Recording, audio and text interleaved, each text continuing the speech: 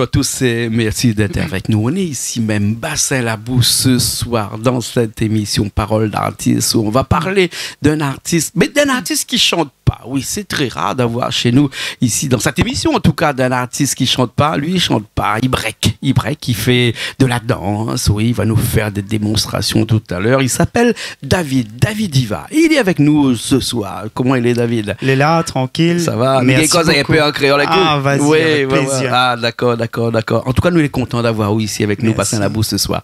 Hein? Un endroit qu'on connaît pas, pour la première Alors là, fois. du tout, juste de Rive, mais sinon le reste, non. Tu imagines un studio comme ça?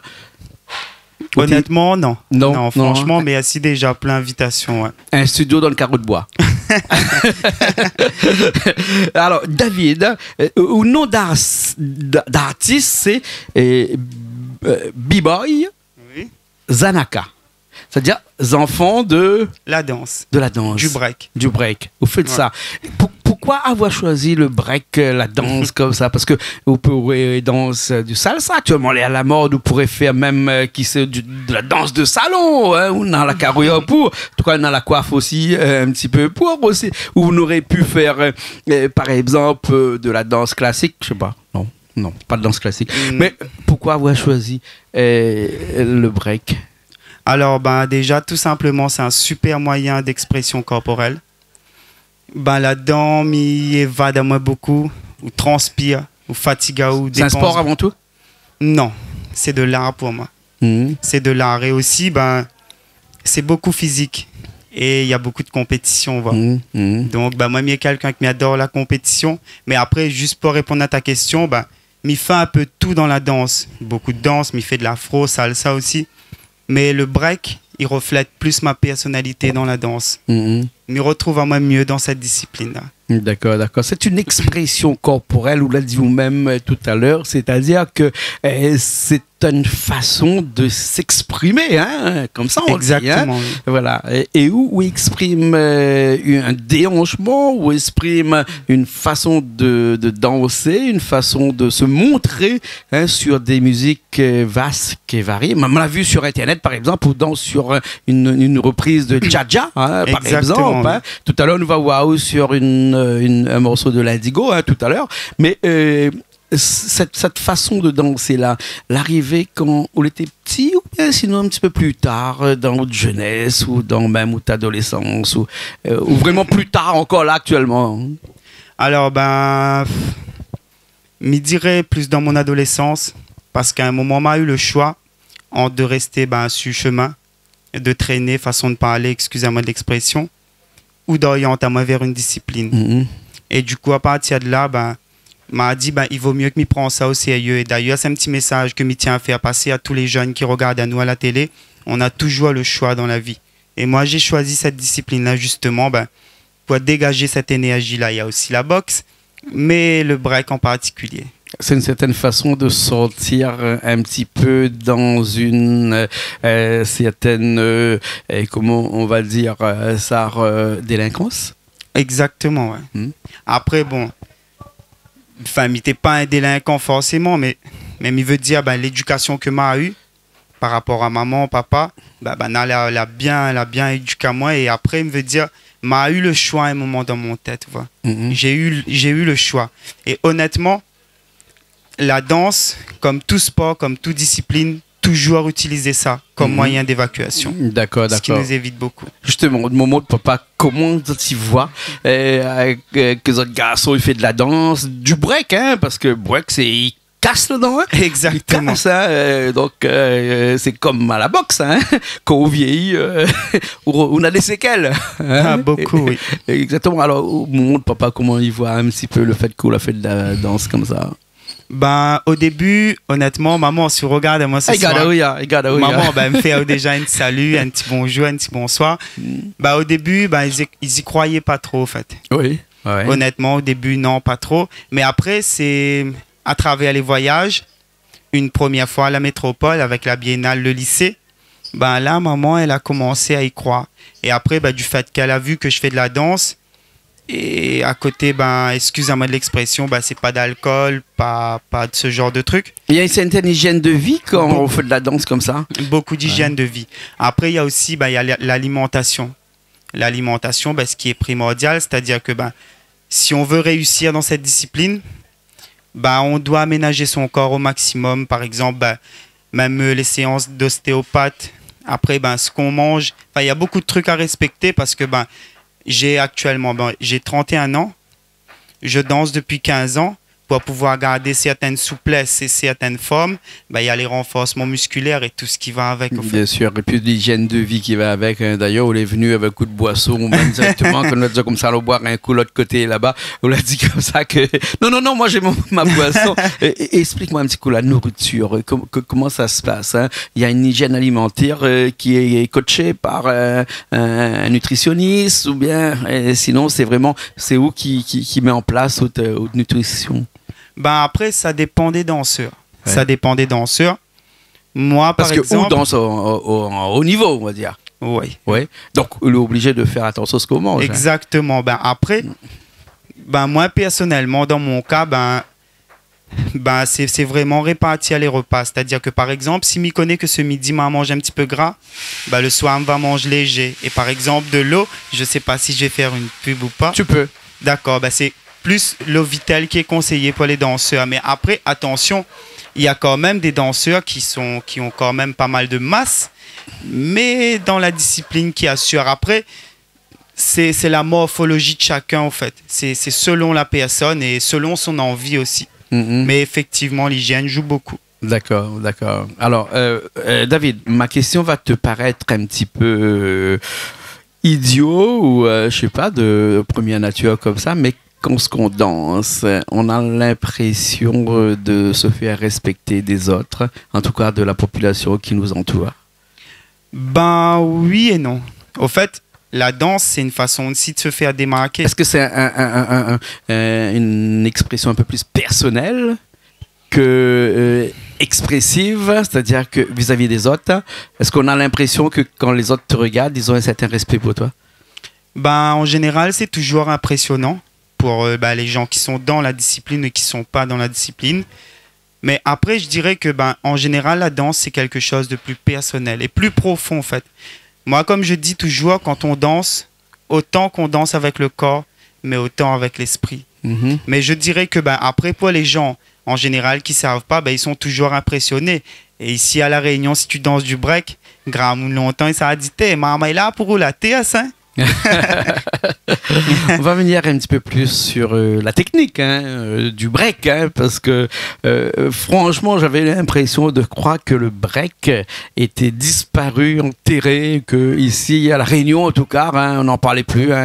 Le break, ensuite il y a eu le hip-hop, et aujourd'hui, on n'en trouve plus beaucoup de gens qui font du hip-hop et qui font du break. Ils font d'autres types de danse, qu'on appelle des danses urbaines d'ailleurs, parce que le break et le pop était une danse urbaine, est toujours une danse urbaine, excuse-moi.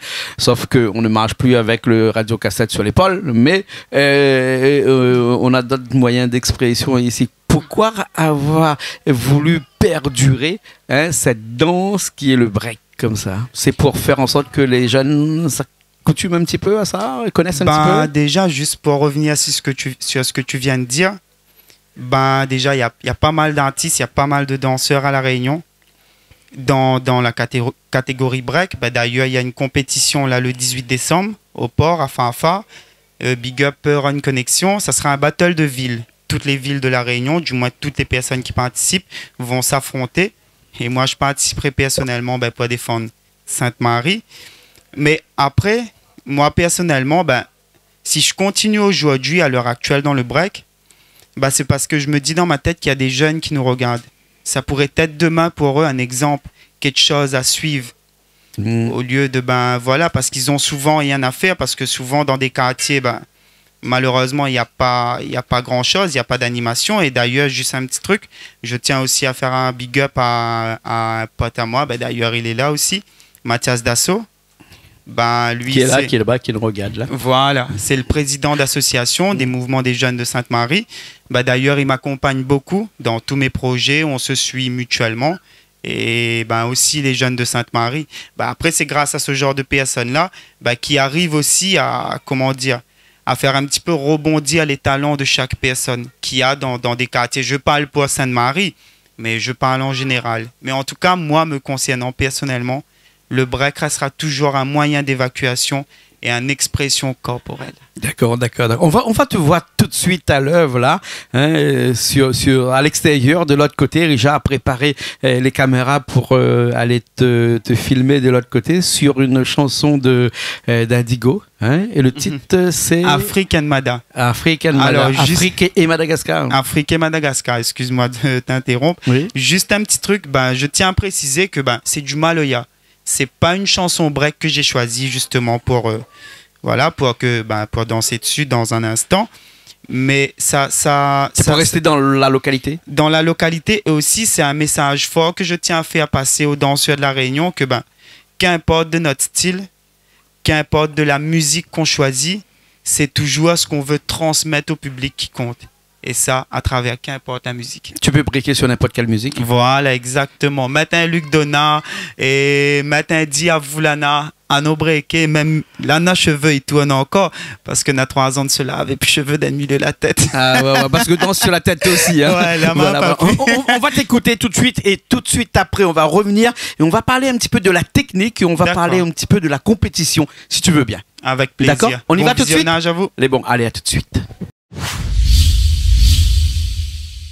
Quand vous connaissez ça ou ça, vous connaissez ça ou ça va.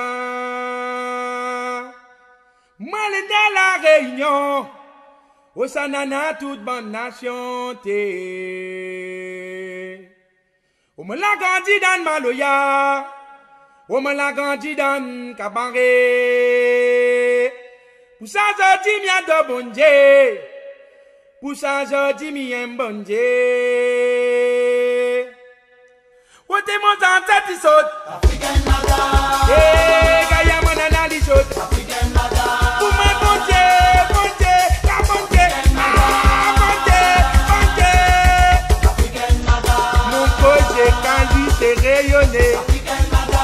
Eh, mon tante, tu sautes. African Mada. Vous avez la réunion du sauté. African Mada. Eh, mon tante, tu sautes. African Mada.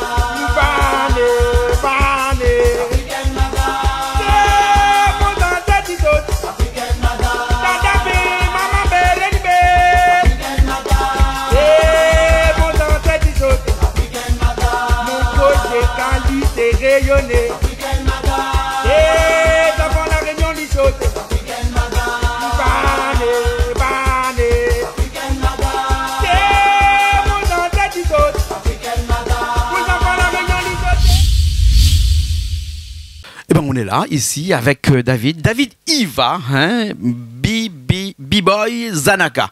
Hein, B-Boy Zanaka. Un mot compliqué, hein, mais dans votre circuit là, dans votre bulle, je veux dire, vous avez des noms compliqués. Hein. J'ai vu ça. Faut dire que moi je trouve que j'ai encore un nom assez simple en termes de place de danseur. Hein. Ouais, parce qu'il y a des danseurs qui ont des noms imprononçables, quelquefois. En tout cas pour nous. Hein. Alors on a dit que dans sa deuxième partie de l'émission, on va parler donc de la technique. Hein. Et on va parler ensuite des compétitions pour finir l'émission. Parlons de technique. Hein. Est-ce qu'il y a une technique particulière ou bien ici il y a déjà ce qui se répète moi j'ai regardé les gens qui font un petit peu de break avant de t'interviewer parce qu'il fallait pas que je passe comme un petit quelqu'un celui qui sait pas. Donc je me suis renseigné un petit peu. Hein. Maintenant avec YouTube on apprend tout vite fait. Hein. Et Internet aussi bien entendu. Hein. Il y a des pas qui reviennent. J'ai vu de temps en temps. Exactement, comme ça. Oui. C'est un petit peu la base du rec et après chacun invente, crée, écrit ses compositions, c'est son style, son propre style, on va dire. Hein. Et toi, tu as aussi cette base là. Alors, au fait, pour tout danseur qui commence dans le break, on est obligé de passer par la phase qu'on appelle top rock. Ouais. C'est le pas de présentation en fait. Là, on est debout, on annonce la couleur. Après, il y a les fondamentaux comme le footwork, c'est la partie au sol. Et après, il y a pour ce qu'on appelle, par exemple, les chevals d'assaut, les vrilles et tout, ça, ce sont des phaseurs. Mais après, chaque danseur, il s'enfonce dans dans la technique ou dans le style de danse qu'il préfère, où il veut être plus top rock ou footwork ou phaser. Mais moi, dans l'idéal, bah, je fais un peu de tout, top rock, phase, footwork, histoire d'avoir plus de vocabulaire, parce que bah, la danse, c'est comme l'alphabet. On vous apprend A, B, C, D, E, F, et après, bah, c'est à vous de faire des mots. Bah, c'est exactement ça. Vous pourrez même communiquer avec. Exactement, exactement. Donc, ben voilà, c'est un peu ça. Hein, et la technique, il faut combien de temps pour acquérir une technicité un peu comme toi, par exemple, hein? Bon, ça fait 15 ans que tu le fais, mais avant d'avoir maîtrisé la base, il t'a fallu combien de temps, à peu près? Ben, déjà pas mal de blessures. Blessures. Pas mal de blessures. Ouais. Parce qu'on a vu tout à l'heure que tu danses sur la tête, c'est dangereux ça, non? Ben, moi, après, je dis à mes enfants, faut pas faire ça, hein, après, parce que casse-coller, ça. Hein? Justement, après, Ouais. bah, déjà, c'est une question de maîtrise. Parce que avant de danser, bah, comme tu dis sur la tête, bah, y a des échauffements. Il y a beaucoup de choses à faire. Parce que bah, une personne ne peut pas arriver, se réveiller du jour au lendemain. Ah, ça tourne un coup sur la tête. En fait, c'est tourner sur la tête dans le langage créole, mais sinon, ça s'appelle un head spin. Ouais. Dans le jargon du Ah, break. vous savez que des mots anglais, de toute façon, hein? Bien Bah, sûr. c'est la Même base. toi sur la tête ici. Bah, c'est né dans le Bronx. C'est né dans le Bronx, oui, effectivement. Ouais. Mais après, bah, il faut dire que c'est pour les personnes. Après, l'évolution dépend de chacun. Dépend de chacun parce que bah, là, par exemple, aujourd'hui, bah, je fais un petit clin d'œil bah, aux jeunes de Tampon, bah, l'équipe de Stan, de Béraud, Clems et tout. Bah, ils sont beaucoup dans le coaching des jeunes. Beaucoup dans le coaching des jeunes. Et ben après, quand on arrive en compétition, on voit aussi ce côté-là. Mais après, ça dépend de ça aussi, au fait. Parce qu'aujourd'hui, je trouve qu'au niveau évolution, bah, ça va beaucoup plus vite. Parce que moi, quand j'ai commencé il y a des années, bah, c'était sur le goudron. Ouais. T'es dans le goudron, t'es dans mon quartier. Et des choses pas évidentes. Par exemple, ben, pour tourner sur la tête, combien d'années m'a payé de cheveux avant de gagner un petit pop là? Merci le ciel.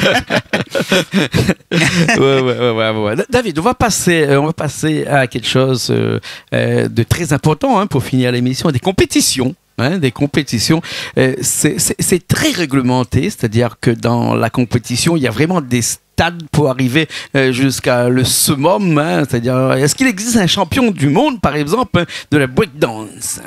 Ben ouais, il y en a plusieurs, mais après, déjà, ben, en termes de compétition, la base, c'est de se faire démarquer là où on est. Ouais. Ben, à La Réunion, par exemple, à La Réunion, il y a pas mal de champions que je peux citer quelques noms comme ça. Par exemple, il y a B-Boy Gary. Lui, c'est l'un des champions à La Réunion. Après, il y a aussi Jack qui est en métropole. Il y a Juvénile, il y a Michael, Cryptique, son nom de danseur.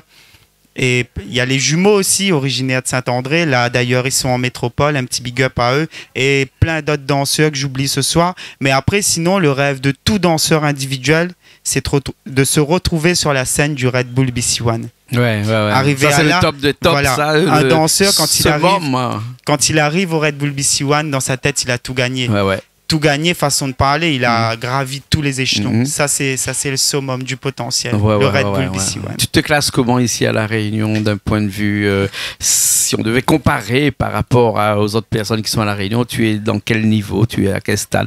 Tu sais, les tennisman, on dit que c'est le numéro 2, numéro 3, numéro 4, enfin je sais pas chez vous comment ça se passe en femme. Toi, tu te classes comment? Au fait, pas malheureusement, mais dans la danse, là, c'est vraiment éphémère, au fait. Ouais. C'est-à-dire qu'aujourd'hui, tu peux être numéro 2, demain tu es numéro 10, c'est ça. Ouais. Tout est en fonction de style. Par exemple, si moi, je me classerais à La Réunion, je suis pas le meilleur, mais je suis pas le dernier non plus. Ouais. Parce que, au fait, c'est quelque chose qui là, bouge. Tu me fais une réponse politicienne, là. C'est pas... J'essaye d'être modeste. Je veux ça. Mais après, voilà, c'est vraiment ça, au fait. C'est à chaque fois, nous, quand on va en compétition, pour chaque danseur de La Réunion, c'est vraiment de défendre son identité, au fait. De dire que même si j'ai pas été là pendant un certain temps, quand je reviens, il faut qu'il y ait une différence. Il faut qu'on voit aussi, et les autres danseurs, qu'il y a eu de l'entraînement, il y a eu beaucoup de choses derrière aussi, beaucoup de préparation. Bien sûr, mais ça... Une autre question. J'en ai beaucoup, hein, mais bon, on va essayer de faire...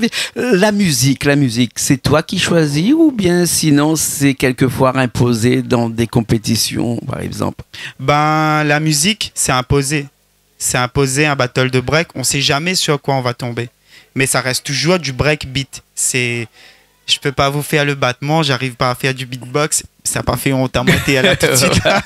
Mais en tout cas, voilà. Mais c'est des sons imposés, mais que normalement, logiquement, chaque danseur, il connaît déjà la chanson. Il connaît peut-être pas forcément le titre, mais le beat, il reste le même. Le beat reste le même. Voilà, hein. C'est un beat répétitif. Voilà, exactement. Et qui se cadence en fonction d'un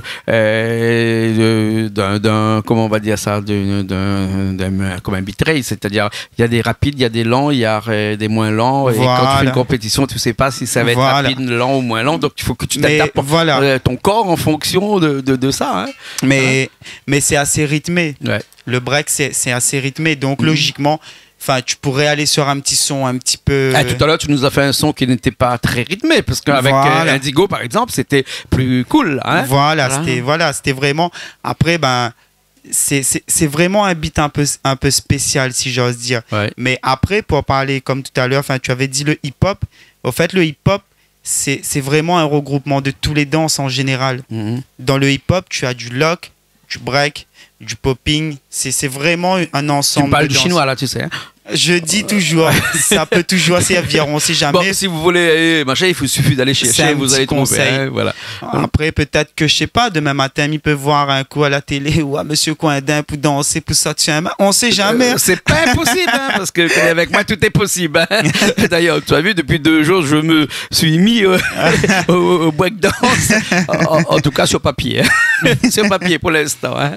En tout cas, merci beaucoup. Hein. Merci beaucoup d'être venu ici à Bassin-la-Bourse ce soir, nous rendre visite et nous expliquer un petit peu, en tout cas même nous éclairer un peu sur cette expression corporelle qui est le breakdance. En tout cas, on se souhaite le meilleur pour la suite. Et si on doit continuer dans ma dernière question, vraiment ma dernière question avant qu'on finisse, est-ce qu'il y a un avenir dans le breakdance? Est-ce qu'un jour, on ne va pas trouver cette musique-là qui se perd et comme plusieurs musiques, hein, on appelle ça de la musique vivante ou de la danse vivante, tout comme les langues vivantes qui, à un moment donné, se perdent aussi. Est-ce que le breakdance a encore des beaux jours devant lui? Beaucoup. Il risque pas de se perdre, mais que s'améliorer, au fait. Pour moi, il risque que de s'améliorer. Après, peut-être que, qui sait, dans 10-20 ans, ça sera peut-être plus la même musique, mais ça restera toujours les mêmes bases. En tout cas, c'est comme ça que je vois les choses. Merci beaucoup pour l'invitation. Merci à toi aussi. Merci à toi aussi. David Iva, hein, B-Boy Zanaka. C'est ça. Merci beaucoup. Hein, merci beaucoup. Merci. Allez, nous on se retrouve la semaine prochaine dans une nouvelle émission Parole d'artiste sur Canal Austral, bien entendu. Allez, à la semaine prochaine.